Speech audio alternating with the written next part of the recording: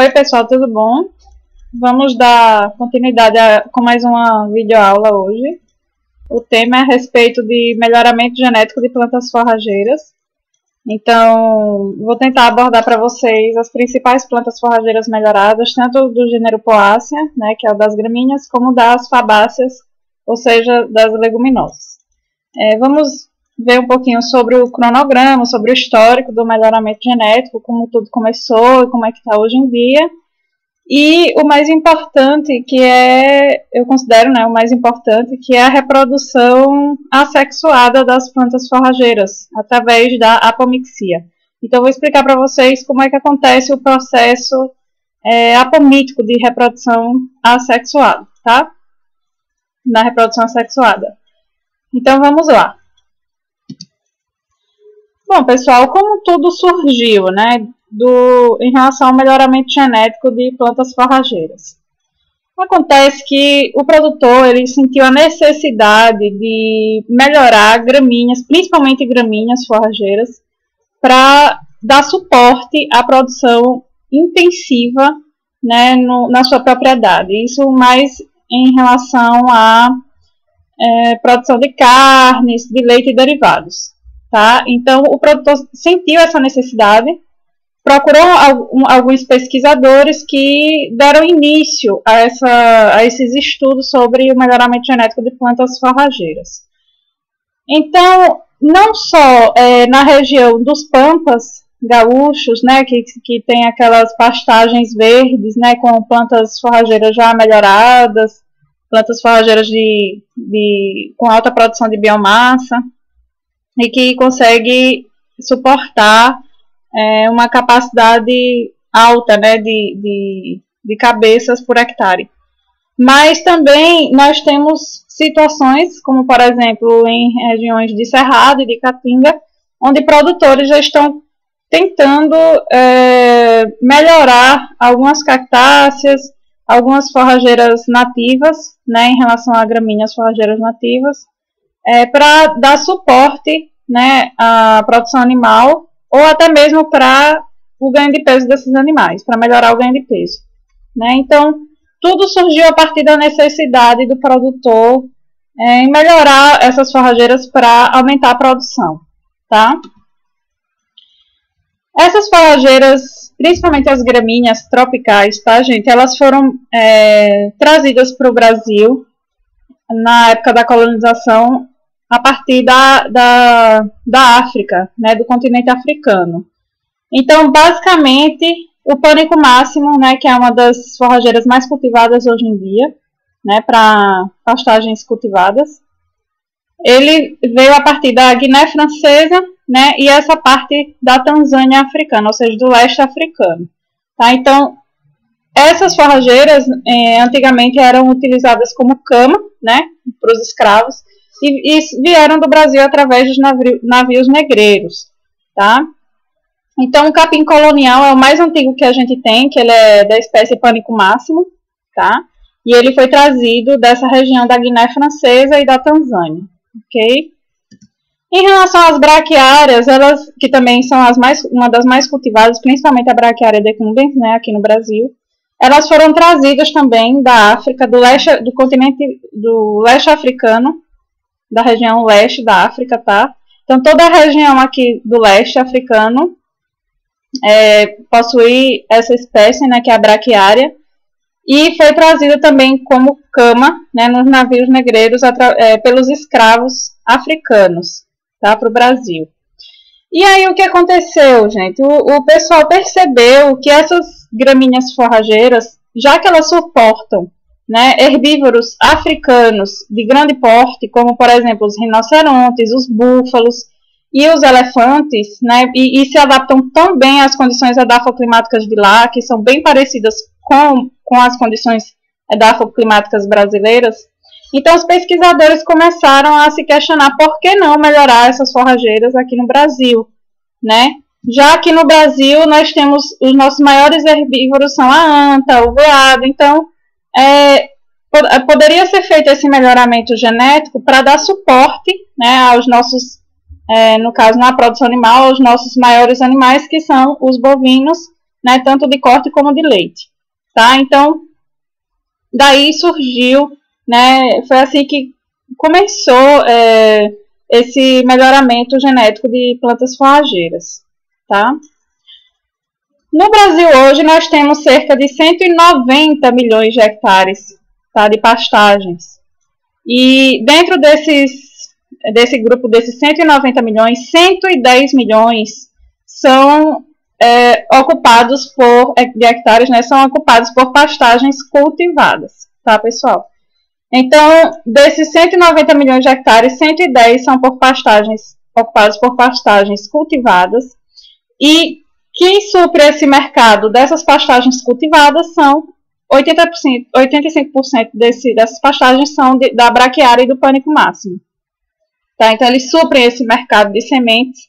Tá? Hoje em dia, 20% do mercado de sementes é ocupado pela espécie pânico máximo e 35% pela braquiária e pelo pânico. Né? Então, o pânico máximo é o mais cultivado e o mais comercializado dentre as sementes forrageiras para o cultivo de pastagens exóticas, né? No caso de pastagens melhoradas. Tá? Nós temos aqui um gráfico, né, onde apresenta a distribuição em milhões de hectares de pastagens nativas e cultivadas no Brasil, onde eu tenho aqui do lado esquerdo milhões de hectares, do lado e embaixo o tempo, né, de 1975 a 2005. Esses são dados do IBGE, e a gente observa o grande crescimento, né? Nós temos uma tendência linear crescente aqui para o cultivo de pastagens exóticas, no caso, o aumento de pastagens cultivadas no Brasil, hoje com cerca de 110 milhões de hectares. Tá? Então, esse crescimento, digamos assim, esse crescimento da inclusão dessas pastagens se deve justamente a programas de melhoramento genético dessas cultivares, né, para aumentar o ganho de peso desses animais, consequentemente aumentar a produtividade, né, brasileira de carne e leite. Bom, aqui nós temos a representação mais do Sudeste e do Centro-Oeste, onde estão representadas a maior parte das pastagens cultivadas, né? Então, eu tenho aqui 78% em Mato Grosso, 93% em Mato Grosso do Sul, 87% em Goiás, 70% em Minas Gerais. No Rio Grande do Sul já vem com 69%, 70%, São Paulo 50% e Paraná 46%. Tá? Gente, a gente sabe que o pasto, ele digamos assim, a base da produção, né, no Brasil, no caso da produção de carne, leite e derivados. Ele é a principal fonte nutricional desses animais, tá? Tanto de bovinos como de caprinos e ovinos. 90% da carne bovina que a gente consome hoje aqui no Brasil é derivado do pasto. E 20 milhões de litros de leite são produzidos por ano, tá? Através justamente dessas pastagens melhoradas. Isso são dados do IBGE, tá, pessoal? Então, vocês vejam a importância que o pasto tem hoje no nosso país. Então, o Brasil hoje ele é um dos países que mais possuem pastagens cultivadas do mundo, né, para a produção de carne e leite e derivados. Isso movimenta um mercado imenso, né, gente? Tanto de sementes forrageiras como do produto final, né, que é a carne ou o leite. Né? A produção de carne bovina hoje movimenta cerca de 25 bilhões de dólares por ano. E hoje o Brasil é o maior exportador mundial, né, de carne bovina. Então, tá aí a importância, né, dessa comercialização dessas sementes forrageiras e da produção, né, de pastagens cultivadas para a produção de carne bovina. Como eu expliquei, hoje o pasto é a principal fonte de alimento. Existem estudos bem aprofundados já hoje em dia em relação ao tamanho de corte, altura de corte, né, para pastejo, isso depende de cada espécie ou cultivar, em relação ao valor nutritivo dessa forrageira para esses animais. Então, o Brasil hoje está bem avançado em relação a pesquisas de pastagens. Em relação ao mercado de sementes, hoje o Brasil movimenta mais de 1 bilhão por ano, né, de sementes forrageiras, só que o problema é justamente a pirataria dessas sementes, né? A venda das sementes ilegais, né, das sementes forrageiras ilegais, movimenta 350 milhões de reais. Então, o produtor está sempre procurando essas sementes ilegais porque elas são, digamos assim, têm um menor custo, né, mas isso interfere na qualidade do pasto, né, na qualidade final, principalmente no produto, que é a carne e o leite. Então, cuidado com essas forrageiras ilegais, tá, pessoal? Essas sementes forrageiras, elas geralmente não são sementes puras viáveis, sempre vêm com algumas impurezas nos sacos de sementes. Então, cuidado nessa comercialização, é ilegal e isso prejudica a economia brasileira, tá? Então, a pirataria pode sair caro no final das contas. E por conta justamente dessa pirataria, hoje o Brasil tem um decréscimo de 8,9% no mercado de sementes em relação ao ano de 2009. Tá? No ano de 2009, o Brasil produzia 121 mil toneladas de sementes e hoje produz apenas 70 mil toneladas. Então, a gente tem um decréscimo linear, tá? A gente tem uma linha linear decrescente, né? E essa pirataria prejudica esse mercado de sementes. Claro que a gente sabe que o Brasil está passando por uma fase no caso de seca muito grande, que isso também pode estar prejudicando, tá, pessoal? Não é só a pirataria, a seca também prejudicou, essa grande seca prejudicou esse mercado de sementes forrageiras, mas a pirataria contribui muito para esse decréscimo, né? Gente, outro fator importante em relação às pastagens é a degradação dessas pastagens. O produtor, ele sempre está querendo uma forrageira milagrosa, geralmente ele compra esses sacos de sementes forrageiras já melhoradas, né, para aumentar a produtividade, mas esquece que a planta, ela não funciona só à base de fotossíntese, ela precisa de nutrientes. Então, às vezes o produtor fica sem querer gastar muito para adubar as pastagens e termina degradando essas pastagens, né? E para a recuperação dessas pastagens sai muito cara. Então, às vezes é melhor adubar esse pasto uma vez por ano, ou de 2 em 2 anos, e evitar a degradação dessas pastagens. Tá? Hoje, 80% das áreas de pastagem no Brasil já estão com algum tipo de degradação. Tá? E lembrando que depois de degradado, esse pasto nunca volta a ser o que era antes, esse solo nunca volta a ser ao que ele era no clímax, né, da formação dele. Bom, pessoal, a gente sabe também que o Brasil ele tem diversas condições edafoclimáticas diferenciadas. Então, nós temos os pampas gaúchos, nós temos a região de Pantanal, que já é bem alagada na região norte do país, nós temos as regiões de Cerrado e nós temos a região de Caatinga aqui no Nordeste. Então, essas condições edafoclimáticas, elas, no caso, elas precisam de plantas forrageiras adaptadas a cada condição climática diferenciada. E isso exige um pouco do melhoramento genético de plantas forrageiras, né? Então, esse melhoramento ele deve ser feito com base na necessidade das condições edafoclimáticas e do produtor. Então, esse melhoramento é um pouco diferenciado entre as plantas tropicais e plantas temperadas, que a gente vai ver um pouco mais na frente. Tá? Então, essas condições edafoclimáticas, elas precisam ser bem trabalhadas, né? A caracterização da propriedade, ela precisa ser bem trabalhada para depois trabalhar em cima do melhoramento da forrageira. Né? Então, cada forrageira se adapta a uma condição climática diferenciada.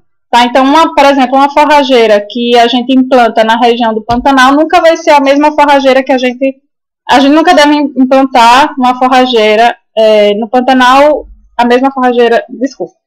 A gente não pode implantar a mesma forrageira numa região de Pantanal para uma região de Caatinga, porque não vai dar certo. Tá? Então, cada forrageira tem a sua diferenciação. Bom, o que é muito discutido em relação à divergência entre o melhoramento de pastagens com o melhoramento genético de plantas forrageiras. Existe uma diferença nisso daí, tá? O melhoramento de pastagens, a gente trabalha na pastagem como um todo, ou seja, a gente trabalha sempre em cima do solo, da forrageira, né, da espécie forrageira e do animal. Então, esse esquema solo, planta, animal é sempre trabalhado no melhoramento de pastagens. Já o melhoramento genético de plantas forrageiras, a gente trabalha com a forrageira propriamente dita.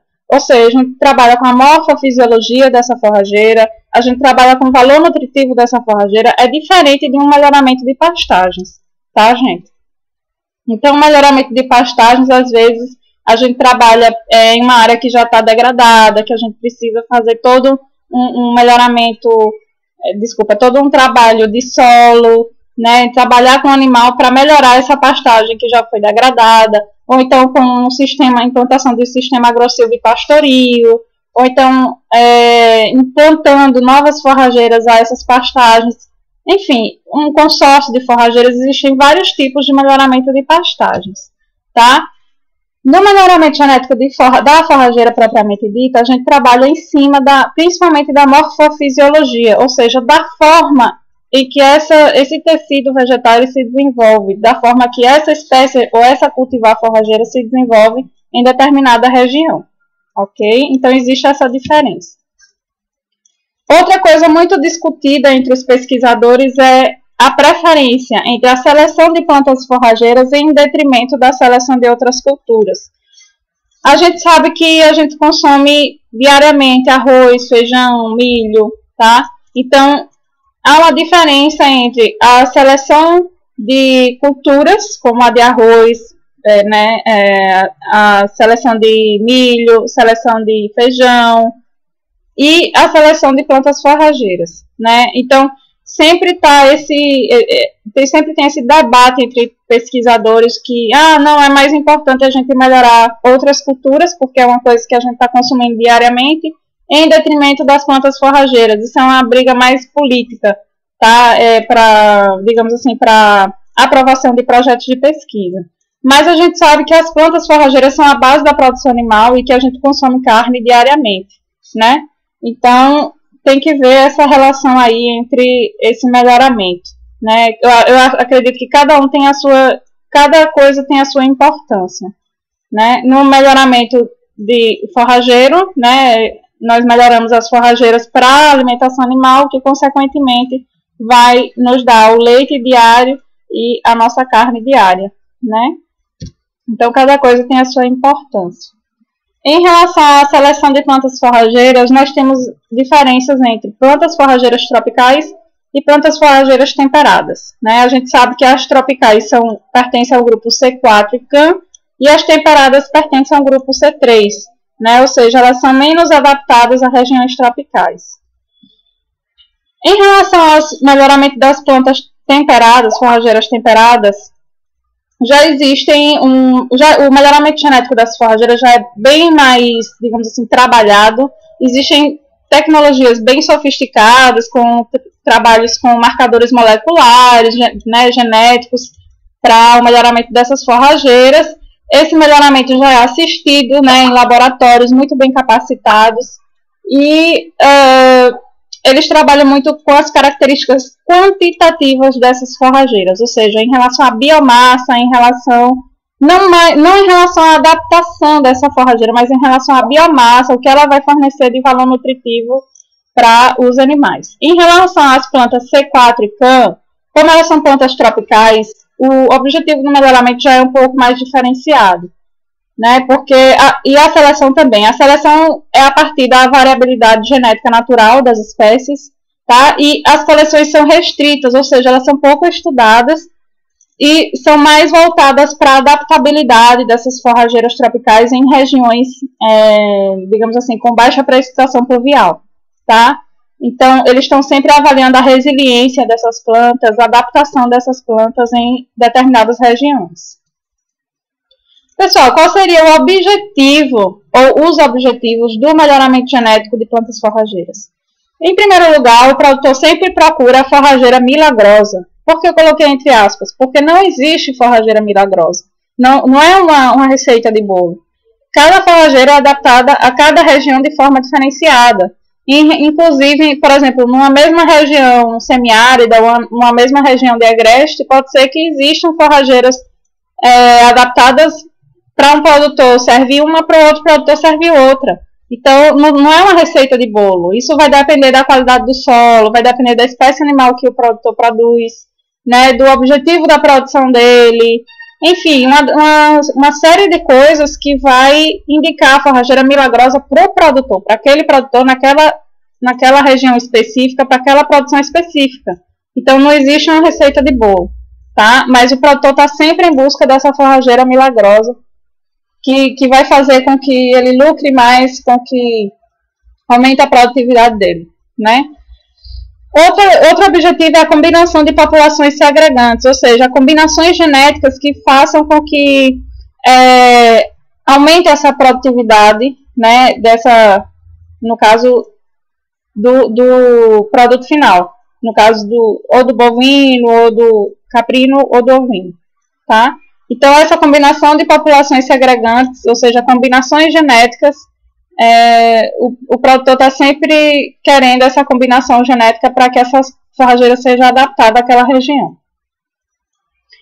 Outro objetivo é a avaliação e seleção da variabilidade gerada, ou seja, tanto pela multiplicação como pela distribuição dessa forrageira. Né? Ele quer cada vez mais biomassa, cada vez mais forrageiras, né? E outro objetivo em relação à distribuição dessa forrageira no mercado, né, que isso é muito importante também.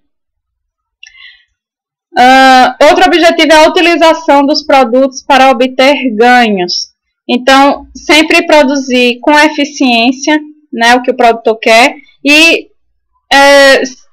isso vai variar, claro, em relação ao tipo de forrageira que ele tem em cada região específica, ou em relação à forrageira tropical, ou em relação à forrageira temperada, né? Mas sempre buscando produtividade e eficiência, ou seja, a utilização dos produtos para obter mais ganhos. Bom, existe uma diferença entre o melhoramento das fabáceas, que são as leguminosas, e das poáceas, que são as gramíneas, né? E vamos observar um pouco daqui para frente como é que funciona. Os objetivos para o melhoramento das leguminosas é a maximização de ganhos de peso por animal e por área. Então, não é tanto em relação à adaptabilidade, tá? Mas mais em relação à produtividade, ou seja, a quantidade de matéria seca, a quantidade de sementes por planta. A resistência a pragas e doenças também é muito importante. A persistência, né, em relação à competição dessas leguminosas. A capacidade de estabelecimento dessas leguminosas. Fatores quantitativos. Mais especificamente em relação à proteína bruta. Porque a gente sabe que as leguminosas elas fixam nitrogênio, né, em simbiose com as bactérias Rhizobium. Então, quanto maior a percentagem de proteína, melhor. E em relação aos fatores antinutricionais também é uma coisa que os pesquisadores estão caindo muito em cima, tá? Porque essas leguminosas, elas têm um alto teor geralmente, né? Um alto teor de taninos, alto teor de lignina. Então, eles estão sempre trabalhando em cima disso. E a palatabilidade e a digestibilidade dessa forrageira. Então, basicamente, os objetivos seriam a produtividade, persistência e fatores quantitativos. As principais forrageiras leguminosas melhoradas que são lançadas no mercado, eu tenho aqui um quadro, né, que eu estou mostrando para vocês, são, claro, isso aí varia em relação ao instituto de pesquisa, tá, gente? Então, a gente tem aqui a Embrapa Cerrados, mais o CIATA, que é uma empresa de fora, né, no caso, se eu não me engano, é da Colômbia, o Instituto de Zootecnia de São Paulo, o CEPLAC da Bahia, a Embrapa Gado de Corte. E aí, essas aqui são as espécies mais melhoradas. Dentre essas, a Estilosantes é uma forrageira que está sempre em alta repercussão, tá? Principalmente a Estilosantes Campo Grande. Então, a Estilosantes, o Desmodium também é uma forrageira que está sempre, o pessoal está sempre em cima, né? Em relação às cultivares, Bandeirantes e a Pioneiro são também bem trabalhadas.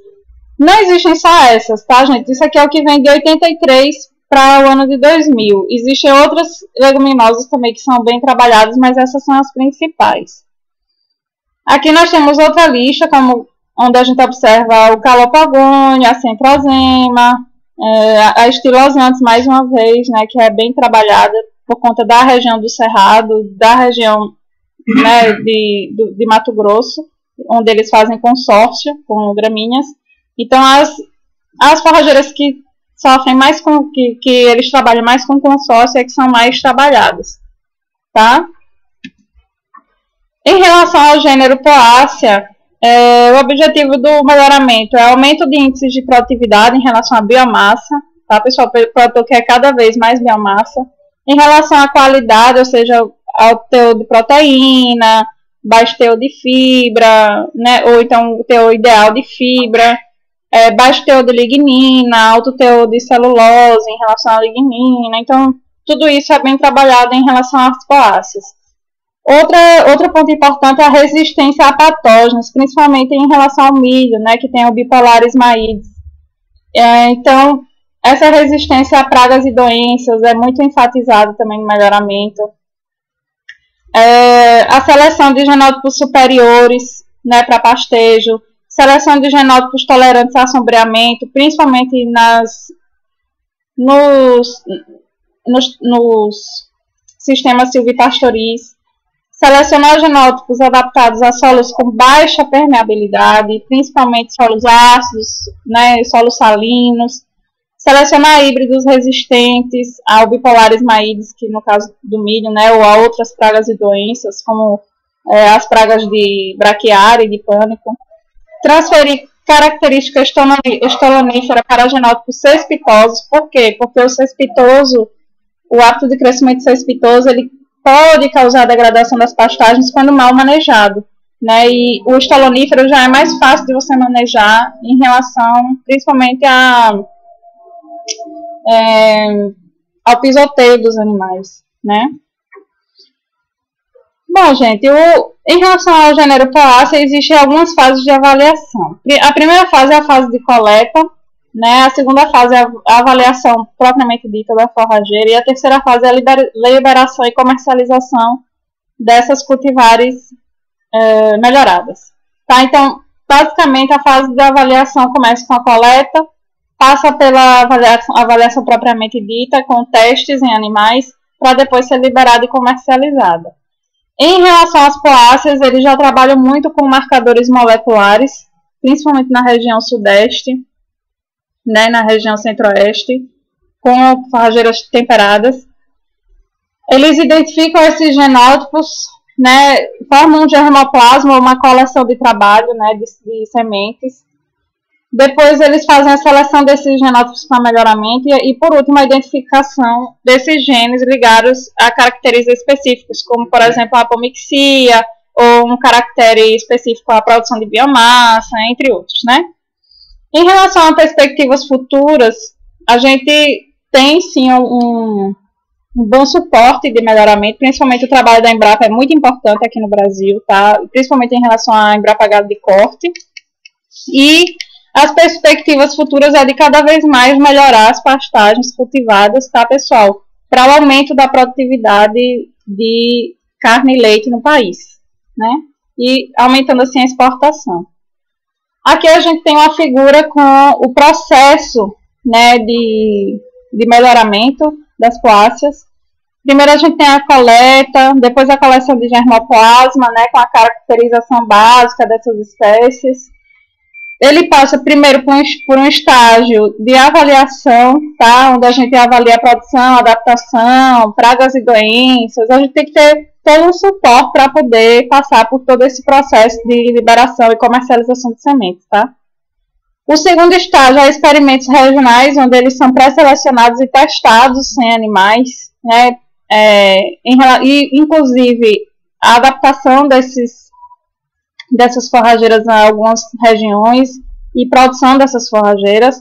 Depois ele passa pelo estágio de desempenho animal, né, onde são selecionados alguns poucos genótipos, né, isso em relação ao desempenho animal, à persistência dessas cultivares sob pastejo, para depois elas serem liberadas, validadas, multiplicadas e aí sim lançadas no mercado. Tá? Então, existe todo um processo antes de ser lançada essa cultivar no mercado. Claro que isso é um procedimento de anos, não é nos faz de dia para noite, tá, gente? Isso leva o quê? 10 anos para poder lançar uma cultivar, né? Então, é uma coisa bem demorada. A gente tem aqui uma linha cronológica, tá, das gramíneas forrageiras tropicais que já foram lançadas no Brasil desde 1960. Então, a gente observa aqui, em 1960, o jaraguá, o capim-gordura, o angola, o colonião. Logo depois vieram, em 1970, o lançamento das braquiárias, né? Então, vem a braquiária rhodesiensis, a brisanta, né? Onde a gente tem o charaé, a cultivar charaés, a piatã, a marandu, né? A braquiária medícola, que é o quicuio do Amazonas, enfim. E logo depois, no ano de 2000, aí sim vieram o lançamento das braquiárias charaés, né, e do pânico, da cultivar Maasai de pânico máximo, no ano 2001. Claro que vieram também as cultivares milênio do pânico máximo, e logo mais recentemente, se eu não me engano, no mês retrasado, houve um lançamento de outra cultivar da braquiária brisanta. Da braquiária, desculpa. Então, assim, a Embrapa está sempre lançando novas cultivares no mercado, tá? A partir dessa tecnologia de marcadores moleculares, né? Não é uma coisa fácil de fazer, a gente vai ver daqui para frente como é que se faz, como são esses tipos de reproduções sexuadas e assexuadas, e vocês vão ver que, assim, não é tão fácil assim, né? Aí vocês perguntam, existe um método de melhoramento específico, né? Existe alguma recomendação específica? Na verdade, não tem, né? Os pesquisadores, eles avaliam os genomas, né? No caso, através de marcadores moleculares, a genética dessas espécies para ir fazer os cruzamentos e lançar essas cultivares no mercado, né? A Embrapa, ela fez uma parceria com o CIAT, que é da Colômbia, tá? E eles estão selecionando características para introduzir a cultivar no mercado através da seleção de plantas sexuais híbridas com plantas apomíticas, né? Por exemplo, eles pegam uma sexual híbrida que tem a resistência a pragas e doenças, cruza com uma apomítica para ver se dá certo e aí a partir daí eles lançam essa cultivar no mercado, né? Pessoal, existem dois tipos de reprodução de gramíneas forrageiras, tá? Existe a reprodução sexual, que é onde ocorre a redução do saco embrionário meiótico, né, onde existe a junção do gameta feminino com masculino, e existe a reprodução assexual, ou seja, por apomixia. É uma reprodução agâmica, né, ou seja, não há junção de gametas masculino e feminino, né? Apomixia justamente quer dizer apolonge, e mixis quer dizer mistura, ou seja, não há mistura de gametas, né? A multiplicação ela pode ser vegetativa através de estolões, das gemas axilares e das mudas, né? E as sementes, gente, são apomíticas, tá? Principalmente do gênero Poácea. Isso é muito importante na hora de multiplicar essas forrageiras ou de formar uma pastagem uniforme. Vocês vão entender por quê. Na reprodução assexual, ela não apresenta fase reducional de cromossomos, ou seja, não ocorre a meiose, tá, gente? No caso, ocorre a mitose através do desenvolvimento da oosfera, certo? Então, basicamente, na reprodução sexual, a gente tem uma população heterogênea de pastagens. Então, eu tenho uma pastagem, na pastagem eu tenho cultivares um pouco mais, digamos assim, desenvolvidas e outras menos desenvolvidas, né? E com isso eu tenho uma variabilidade genética. Já na apomixia, a gente tem uniformidade de indivíduos, ou seja, a gente faz praticamente uma clonagem natural dessas forrageiras, né, para implantação de pastagens, e com isso a gente tem a uniformidade das pastagens, tá? Então, por essa clonagem acontecer, não há variabilidade genética, né, já que se trata de um clone vegetal, né? Gente, qual é a importância da apomixia? Hoje, o gênero Poaceae, ele conta com 75% das espécies apomíticas. Então, 75% das espécies de gramíneas forrageiras são apomíticas. E elas fazem parte da maior comercialização das sementes forrageiras. Tá?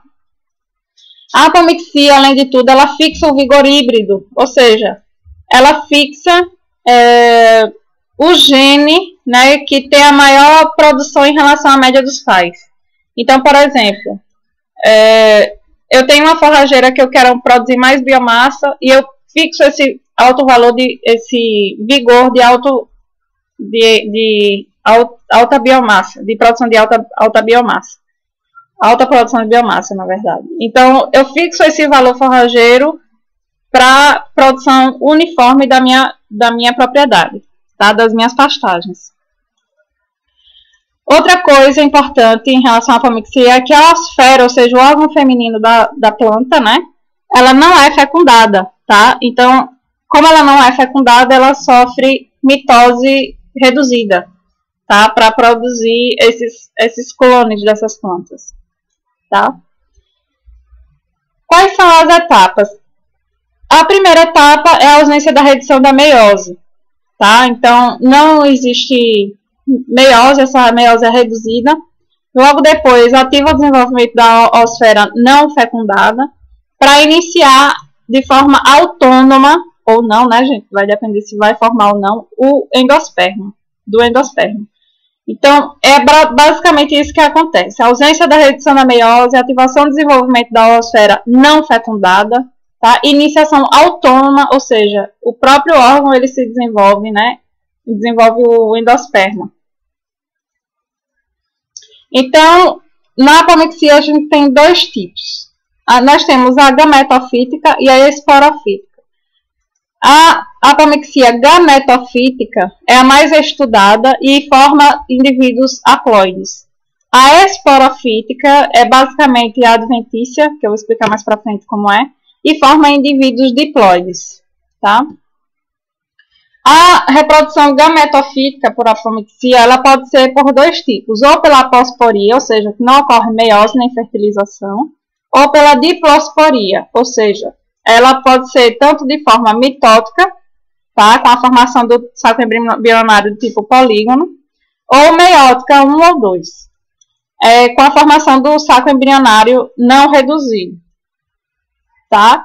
Então, ela pode ser tanto por aposporia como por diplosporia. O mais comum é por aposporia mais partenogênese, né? Que além de tudo ela pode ser ou por partenogênese, ou por pseudogamia, ou por apogametria.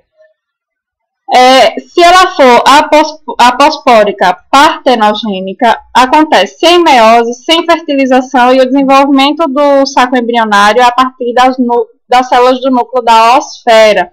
Então, gente, isso aqui é um órgão reprodutor feminino, tá? A osfera é essa célula central, aqui ao lado são as sinérgides, e aqui são os núcleos polares, tá?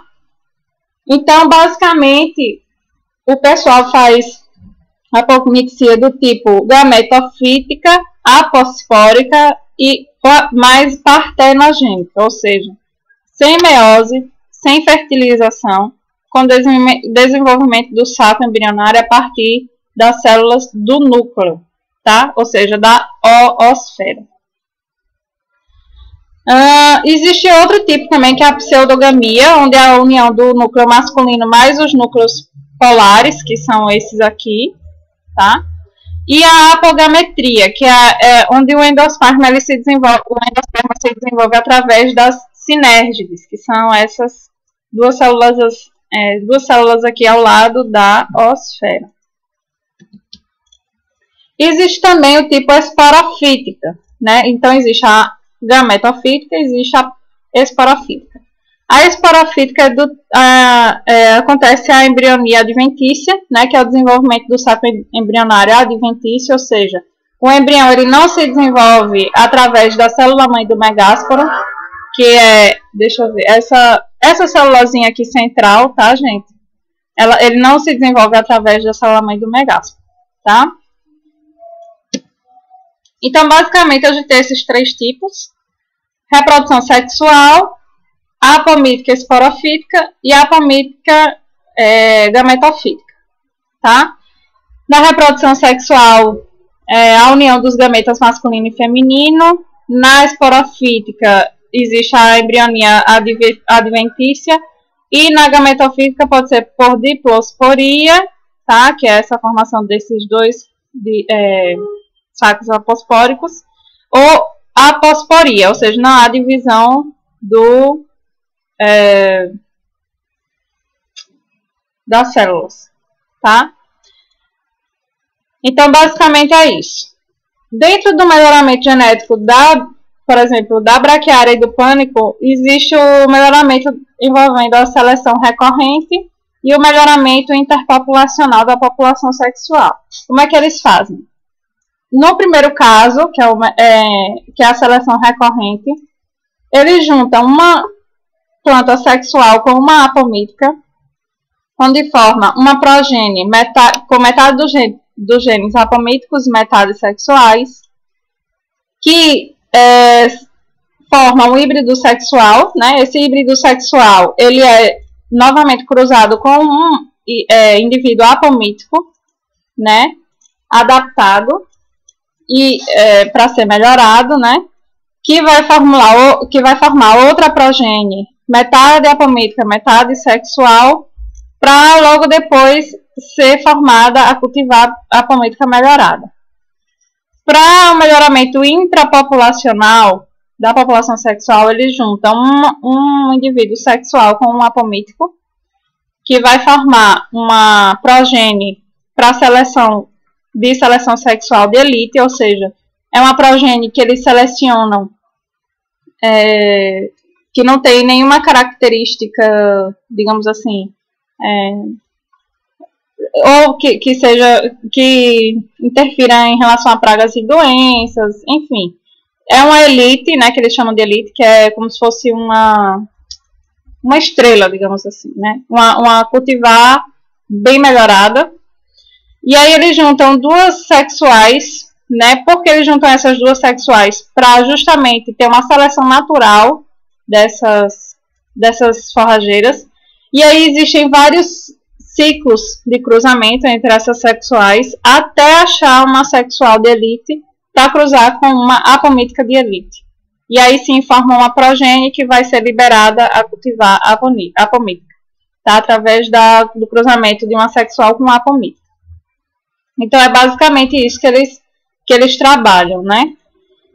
Pessoal, quais são as desvantagens da apomixia? Vamos lembrar que na reprodução assexuada a gente está fazendo clone desses indivíduos.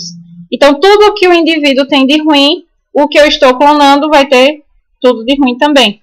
Então, essa característica que apresenta desvantagem, seja uma infestação por pragas e doenças, ou uma baixa produtividade, ou baixo valor nutricional, tudo isso eu estou clonando. Tá? Numa reprodução sexual, não. A gente tem uma heterose, ou seja, a gente tem uma progenie superior às médias dos pais e, consequentemente, uma seleção natural desses indivíduos. Então, essa é a desvantagem da apomixia, tá, pessoal? Eu não tenho essa seleção natural, eu estou clonando esses indivíduos vegetais. Então, eu tenho formação de indivíduos idênticos sem seleção natural. Então, tudo que tiver de ruim, eu estou reproduzindo, tá? Então, é basicamente isso. Né, como tudo tem os prós e os contras.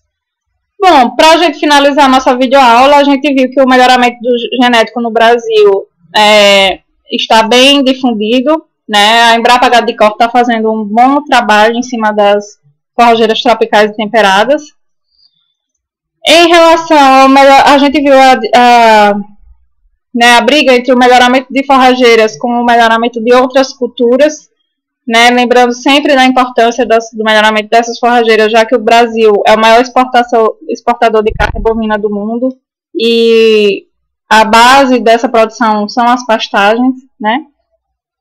A gente viu que existem diferenças entre melhoramento genético de forrageiras temperadas e forrageiras tropicais. A gente via a importância da apomixia para o gênero Poaceae, ou seja, para as gramíneas, para a reprodução, né, desses clones dessas gramíneas para a formação de uma pastagem uniforme, né? E a gente viu também a importância da reprodução sexual desses indivíduos para obter seleção natural, tá? Então, era basicamente isso que eu queria passar para vocês. Espero que tenha ficado bem explicadinho. Qualquer coisa vocês podem estar me mandando e-mail para perguntar alguma coisa ou pedindo material que eu estarei passando, tá? Então era isso, muito obrigada e até a próxima.